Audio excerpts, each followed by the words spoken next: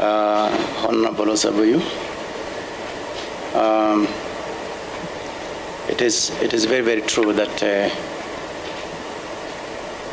the Constitution of Kenya, Article 37, has given the people of Kenya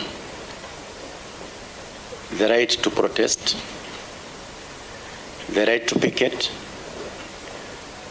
to demonstrate, and to deliver and hand over petitions to public offices or public officers.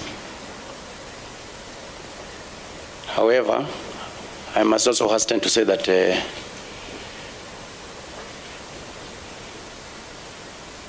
where one's right ends, another right begins. So now, I would wish to say that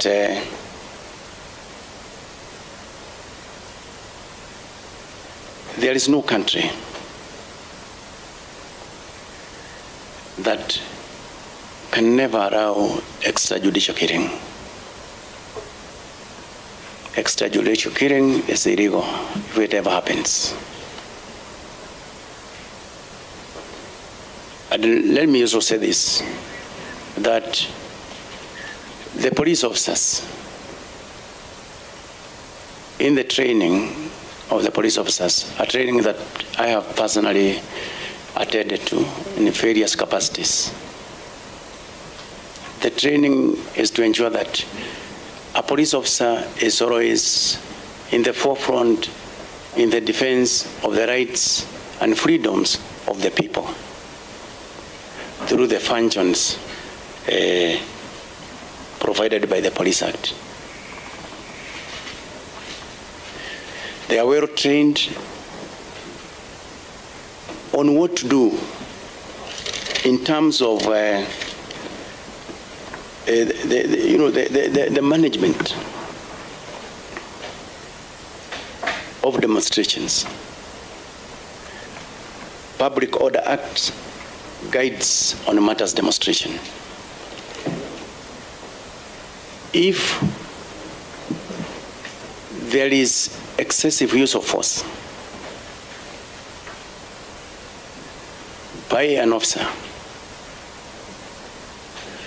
we have the oversight bodies. We have IPOA. We have the ODPP. And even now, as you speak, I know there are several investigations that are ongoing in relation to what happened during the demonstrations. There's a clear demonstration that any use of excessive force cannot be around, and it cannot go unpunished. And that's the reason why those bodies have also come on board to address those matters. Number two, if approved and appointed as the IG through the Internal Affairs Unit can also be able to order investigations to look into those very serious allegations of the violations of the rights of the people. But what I want to say to the honorable member is that if approved to be the IG of the National Police Service, I will ensure that the service performs its duties within the frameworks of the law. Within the frameworks of the law, so that everybody enjoys those rights.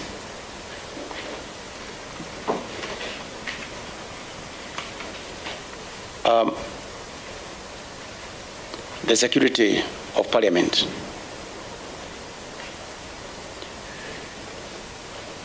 Parliament is one of the key bodies established by our Constitution. And if approved and appointed IG, this is an area that we cannot allow anyone to come around joking around with this Parliament. So for me, I will do whatever it takes to ensure that this Parliament is safe and secure as the IG. On matters security gaps, yes, there are gaps, and maybe let me start by saying that I must first of all appreciate the police officers for having operated under difficult circumstances, because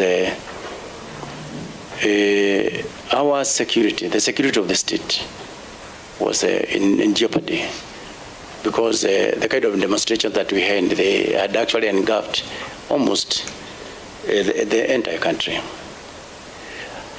overstretching the resources that are at our disposal.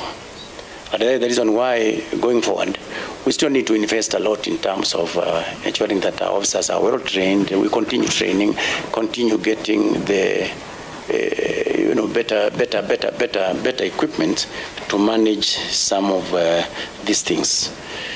Training, as I said from the word go, is an area that I would like to run away with, because I do believe that trained officers is actually the direction to go, and we need to have a lot of investment in that direction. And then on matters, former AG had issues, that is had issues the National Police Service on matters promotion. Well, if approved. Just a minute, before you go there, on the 25th, the day not to remember, as the Speaker rightfully put it, the reports are when Parliament was invaded, and of course the City Hall was actually even banned, you didn't have water, cannons, or water, even actually fire extinguisher, fire engines. Maybe, and I know, because you were still, that day you were the DIG, and of course you were in thick of things, trying to quell the demonstrations.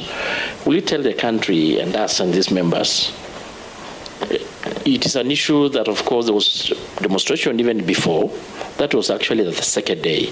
How comes that such thing could happen, and you could not even have the basic fire engines or water even to put off the fire?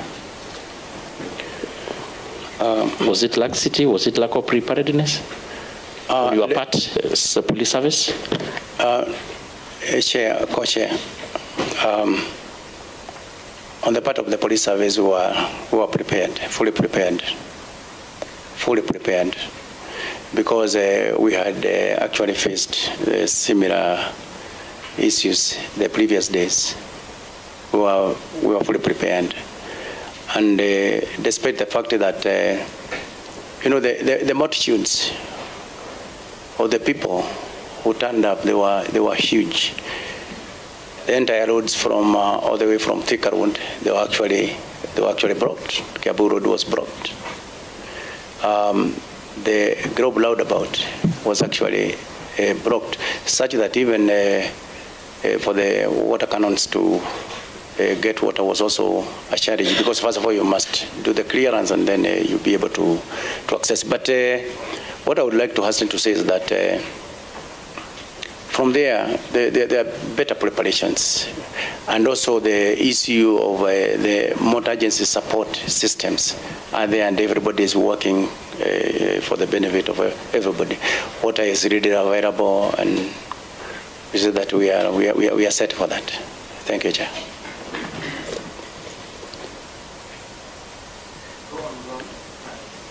Really running? Okay, on matters, there were matters that were raised about the former IG having issues with the National Police Service Commission on matters promotion. If